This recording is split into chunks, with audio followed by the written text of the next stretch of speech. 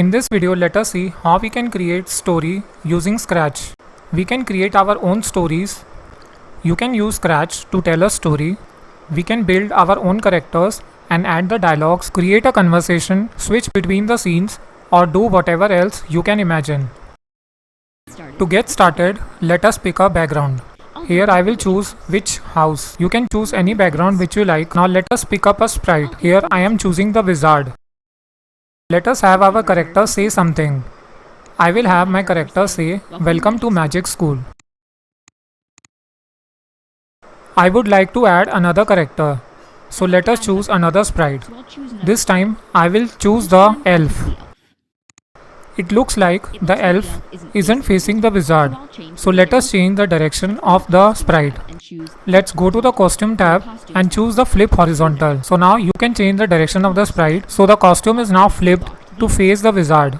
Now let us make the story more interesting. Let's make a conversation. I will add block say for 2 seconds. Here I will add the text, "I am going on a quest." Let's click the green flag to see what happens. They both speak at the same time.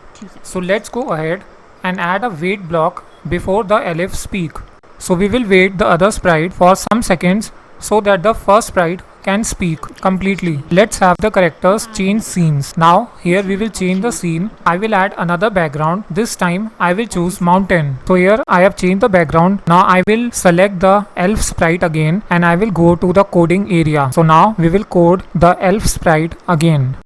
Wait for a second, which is how long the conversation is, and then switch to the mountain background.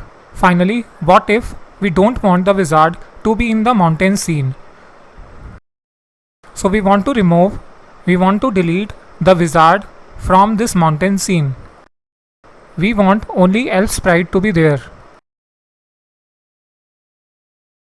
So let's go back to the wizard sprite, select the wizard and add when backdrop switches to backdrop 1.